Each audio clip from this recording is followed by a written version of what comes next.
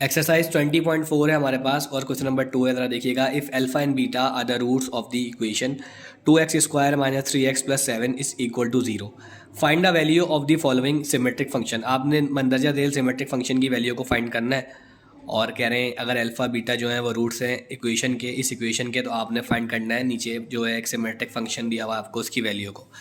तो 1/अल्फा प्लस 1/बीटा का होल स्क्वायर आपको गिवन है, होल स्क्वायर ऑफ 1/अल्फा एंड 1/बीटा इज गिवन। ठीक है, क्वेश्चन की फॉर्म में।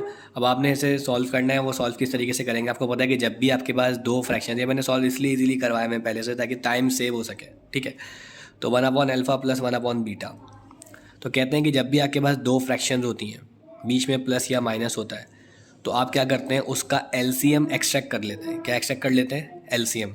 ठीक है, क्योंकि सिंपल सी बात है, अगर आपके पास बीच में प्लस या माइनस है, अगर दो फ्रैक्शन है या एक है दोनों का और प्लस या माइनस है, दोनों में से या तो एक फ्रैक्शन हो या दोनों फ्रैक्शन हो, तो आप उसका एलसीएम एक्सट्रैक्ट कर लेते हैं। मतलब ये ऐसे भी हो सकता है कि अगर 1/अल्फा होता, ठीक है जी, और प्लस यहाँ पे जो है वो बीटा लिखा हुआ होता, तब भी जो है वो इसका एलसीएम एक्सट्रैक्ट कर लिया जाता, क्योंकि एक फ्रैक्शन है और एक विदाउट फ्रैक्शन है। ठीक है, तो हमने क्या किया, हमने कुछ नहीं किया, हमने अल्फ़ा और बीटा का एलसीएम लिया। दोनों हमारे पास जो वैल्यूज़ हैं, जो भी एलसीएम आता है, एलसीएम का फॉर्मूला होता है common factor multiply by uncommon factors, तो हमने मिला के लिख दिया अल्फ़ा और बीटा। जो भी एलसीएम आता है हम वैल्यू को रफ वर्क में लेके जाते हैं और एलसीएम से मल्टीप्लाई करवाते हैं। जिनको नहीं पता वो देख सकते हैं, देखें 1/अल्फ़ा मल्टीप्लाई बाय अल्फ़ा और बीटा। ठीक है, हमारे पास जो एलसीएम आया था उससे हमने फर्स्ट वाली वैल्यू को मल्टीप्लाई करवाया। अल्फ़ा से अल्फ़ा कैंसिल हो गया, हमारे पास क्या बचा? बीटा, हमने ऊपर लिख दिया बीटा। इसी तरीके से हम इस वाली वैल्यू को भी रफ वर्क में लेके जाएंगे और इस बार बीटा से बीटा कैंसिल आउट हो जाएगा, तो हमारे पास क्या बचेगा? अल्फ़ा। तो हमारे पास कुछ ये वाली फॉर्म आ गई। ठीक है, अब हमें पता है कि हम इसे थोड़ा सा अरेंज कर देते हैं, क्योंकि अल्फ़ा पहले लिख देते हैं, बीटा बाद में। अल्फ़ा प्लस बीटा कह लें या बीटा प्लस अल्फ़ा कह लें, कहाँ इधर से पकड़ लें उधर से बात एक ही होती है।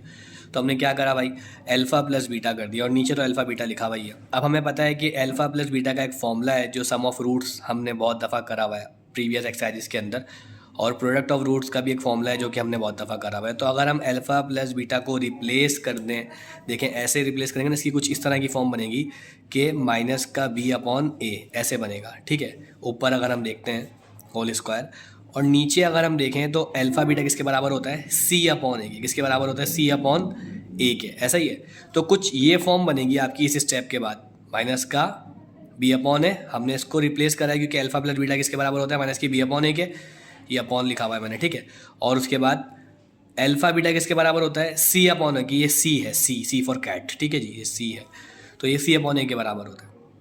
अब क्योंकि दो क्वेश्चन में डबल डिवाइड आ रहे हैं तो मैं डिवाइड से मल्टीप्लाई में चेंज करूंगा इस वाले डिवाइड को, तो मेरी जो डिनोमिनेटर वाली वैल्यू है, ये वाली जो वैल्यू है डिनोमिनेटर की, जो फ्रैक्शन है मेरी, ये रेसिप्रोकल हो जाएगी। देखें a चले जाएगा ऊपर और c आ जाएगा नीचे। देखें मैंने यही स्टेप करा हुआ है, a ऊपर है और c नीचे है।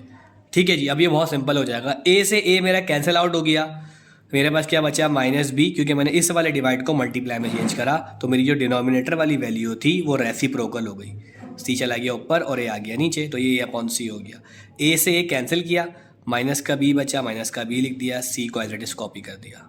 मुझे उम्मीद है आपको समझ आ रहा होगा इंशाल्लाह। ठीक है जी, अब देखें ये जो स्क्वायर है, अब आप क्या करेंगे, इसमें b की वैल्यू को पुट कर देंगे। आपके पास b की वैल्यू क्या है? बहुत सिंपल है, आपने देखा है कि फॉर्मूले में जो क्वाड्रेटिक फॉर्मूला होता है आपका, ठीक है, जो क्वाड्रेटिक इक्वेशन होती है आपकी, उसमें जो b होता है वो x होता है। ठीक है, ये a है, b क्या है? -3। तो आप b की वैल्यू को रिप्लेस कर दोगे किससे बेटे? -3 से।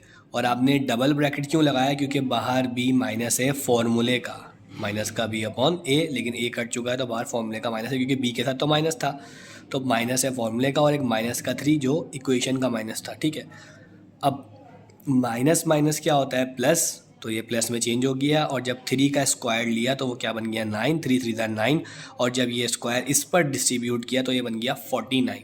तो आपके पास 1/अल्फ़ा प्लस 1/बीटा का होल स्क्वायर बराबर आया किसके? 9/49 के। ठीक है जी, ठीक है जी, अब हमारे पास सेकंड पार्ट है। ठीक है, इक्वेशन हमारे पास वही चलेगी, उसी का उन्होंने सेकंड पार्ट दिया हुआ है, पहले होल स्क्वायर की फॉर्म में दिया हुआ था और अब सेपरेटली स्क्वायर करके आपको दिया हुआ है। तो आप इसे चेक करेंगे, देखें बहुत सिंपल है। आपके पास यही इक्वेशन है जो आपको गिवन है और इसी का सेकंड पार्ट आपने सॉल्व करना है इसी इक्वेशन को लेते हुए। 2x² माइनस 3x प्लस 7 बराबर है किसके? 0 के। Alpha upon beta square plus beta upon alpha square. ठीक है। आपके पास पता है आपको दो फ्रैक्शन है, बीच में प्लस है, आप क्या करेंगे एलसीएम एक्सट्रैक्ट करेंगे। जब भी आप एलसीएम एक्सट्रैक्ट करेंगे बीटा स्क्वायर अल्फा स्क्वायर मिलाकर लिख देंगे, common factor multiply by uncommon factor, ठीक है। तो आपके पास आया अल्फा बीटा। अब क्योंकि हमारे पास एलसीएम ये आया था, देखें बीटा स्क्वायर और अल्फा स्क्वायर, ठीक है जी, ऐसे आया था। उन्होंने क्या किया, अल्फा बीटा का होल स्क्वायर ले लिया, ठीक है, क्योंकि सेपरेटली स्क्वायर से मैंने इसको एक होल स्क्वायर में कन्वर्ट कर दिया।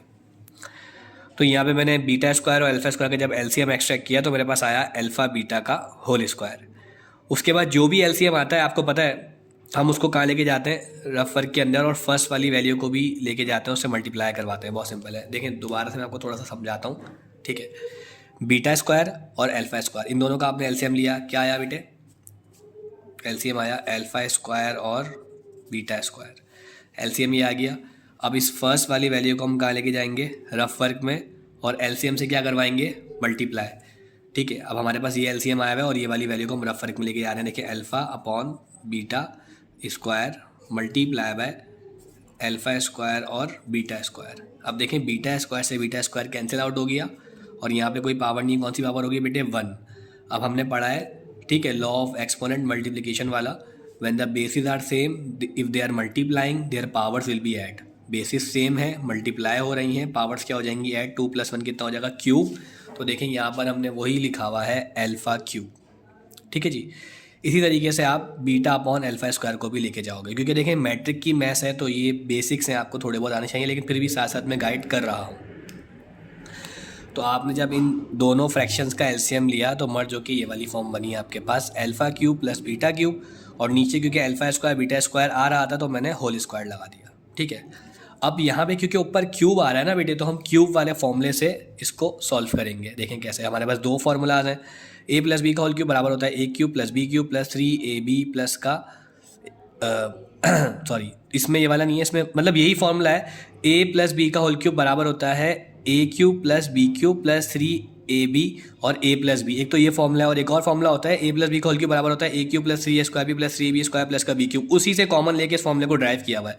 अब a क्यूब b क्यूब नहीं बोल रहा, आप कंफ्यूज हो गए, मैं अल्फा बीटा बोलता हूँ। ये अल्फा और ये बीटा, अल्फा प्लस बीटा का होल क्यूब बराबर होता है alpha cube plus beta cube plus 3 alpha beta और अल्फा प्लस बीटा। अब क्योंकि हमने क्या करना है, फॉर्मूले को थोड़ा सा ड्राइव करना है और अपने हिसाब से कस्टमाइज़ करना है, ताकि मैं alpha cube plus beta cube को रिप्लेस कर सकूं।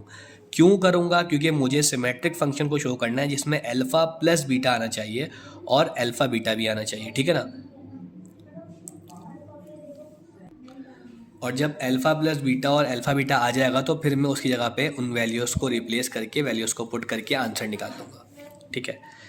तो मैंने यही किया, देखें ये प्लस का 3 alpha beta, alpha plus beta को इस पूरी वैल्यू को मैं उधर ले गया, उधर शिफ्ट करवा दिया, तो ये बन गया अल्फा प्लस बीटा का होल क्यूब। इस इक्वल टू के बाद मैं इस प्लस वाली वैल्यू को यहाँ ले आया हूँ, माइनस का 3 alpha beta alpha plus beta इस इक्वल टू यहाँ पर क्या लिख दिया मैंने, alpha cube plus beta cube. Simple है। अब मैं क्या करूँगा, देखें मेरे पास यहाँ पे मैंने देखा था कि alpha cube plus beta cube किसके बराबर हो गया। देखें alpha cube plus beta cube किसके बराबर हो गया, क्योंकि ऊपर ये लिखा हुआ था ना, मैं इसको इससे रिप्लेस करने जा रहा हूँ, ऊपर वाली वैल्यू को इससे रिप्लेस करने जा रहा हूँ। इससे कंफ्यूज नहीं होइएगा, ये वाली वैल्यू ये साथ साथ चल रही है आप सिर्फ इस वाली वैल्यू पर फोकस कीजिएगा। तो यहाँ पे मैंने रिप्लेस कर दिया alpha cube plus beta cube को किससे, अल्फा प्लस बीटा का whole cube minus 3 alpha beta alpha plus beta. Simple है। अब आपको पता है अल्फा प्लस बीटा की किसके बराबर होता है, माइनस बी अपॉन ए के, और अल्फा बीटा किसके बराबर होता है, मतलब वही सम ऑफ रूट्स और प्रोडक्ट ऑफ रूट्स। तो सम ऑफ रूट बराबर होता है माइनस बी अपॉन ए के। जहाँ आप अल्फा प्लस बीटा देखोगे आप उसको रिप्लेस कर सकते हो माइनस बी अपॉन ए से, ठीक है जी। और जहाँ अल्फा बीटा देखो जो प्रोडक्ट ऑफ रूट्स है उसको आप रिप्लेस कर सकते हो सी अपॉन ए से। यहाँ पर भी अल्फा प्लस बीटा को मैंने रिप्लेस कर दिया माइनस के बी अपॉन ए से, ठीक है, क्योंकि माइनस भी आता है। नीचे भी मैंने यही किया, अल्फा प्लस बीटा के ऊपर होल स्क्वायर इसलिए लगा था ताकि मैं इसको रिप्लेस कर सकूँ, मैंने इसको रिप्लेस कर दिया सी अपॉन ए से। अब मैं वैल्यूज़ को पुट कर दूंगा, बी की वैल्यू मेरे पास गिवन है, देखें माइनस का 3, यहाँ पर मैं लिख दूंगा माइनस का 3। फॉर्मूले में भी माइनस था इसलिए डबल ब्रैकेट लगाया, क्योंकि एक फॉर्मूले का माइनस एक वैल्यू का माइनस, फिर माइनस माइनस को प्लस करके उसको माइनस माइनस से मल्टीप्लाई करके उसको प्लस कर देंगे, सिंपल है।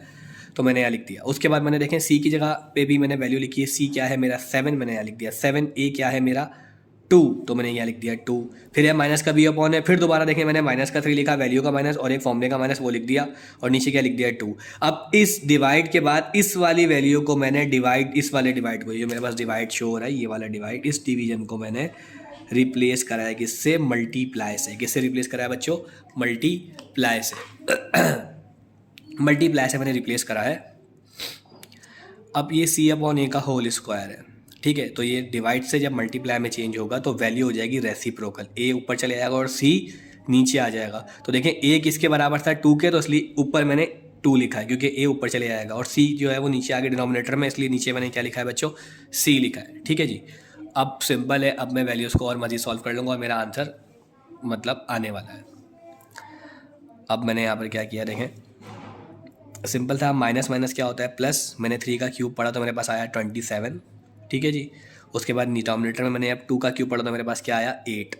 यहाँ पर भी मैं यही करेंगे देखें। अब देखें ये तो माइनस है एक, सही है जी, और एक माइनस ये है और एक माइनस ये, माइनस माइनस क्या हो जाएगा प्लस, और जब प्लस माइनस होगा तो यहाँ क्या आएगा माइनस, और ये तीनों इससे मल्टीप्लाई, देखो क्योंकि पहले साइन को साइनों से, फिर नंबर्स को नंबर्स से, सिंपल। तो पहले मैंने इस वाली साइन को सॉल्व कर लिया, माइनस से माइनस जब मल्टीप्लाई होता है तो वो क्या बन जाता है पॉजिटिव, ये तो पॉजिटिव हो गया। फिर ये पॉजिटिव जब इस वाली साइन से मल्टीप्लाई हो, क्योंकि ये तीनों वैल्यूज आपस में इसका कोई भी है और मल्टीप्लाई हो रही हैं, इसलिए हम यहाँ पर साइंस को भी मल्टीप्लाई करवाएंगे। तो जब माइनस से ये प्लस जो साइन बन चुकी थी वो मल्टीप्लाई हुई, तो यहाँ पर क्या आ गया माइनस।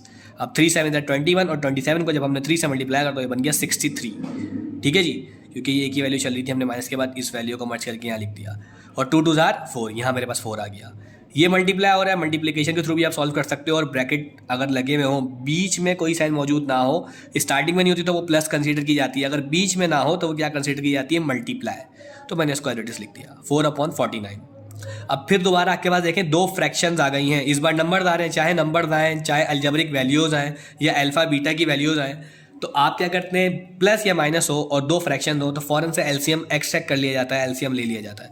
तो 8 और 4 को आपने, 8 और 4 का जब आपने एलसीएम लिया, अच्छा यहाँ पर देखें एलसीएम इन्होंने लिया है, हाँ एलसीएम लेने के बाद आपके पास जो वैल्यू आई थी 8 और 4 का एलसीएम लिया, आपके पास 8 आया, ठीक है। और एलसीएम लेने के बाद आप इस पूरी वैल्यू को भी रफ वर्क में लेके गए होगे, सही है जी, मतलब ये सिंपल स्टेप हुआ है,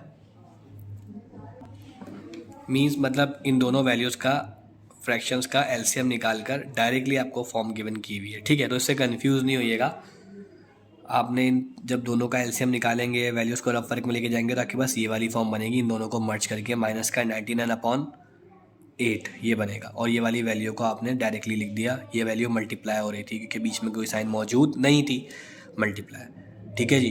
तो देखें 4 1 4 और 4 2 8, 99 को जब 1 से मल्टीप्लाई करोगे माइनस का 99 आ गया, और जब 2 को 49 से मल्टीप्लाई करोगे तो यहाँ पर क्या आ गया 98। ये और ज़्यादा सिंप्लीफाई नहीं हो सकती, तो इसलिए ये हमारा क्या हो जाएगा आंसर।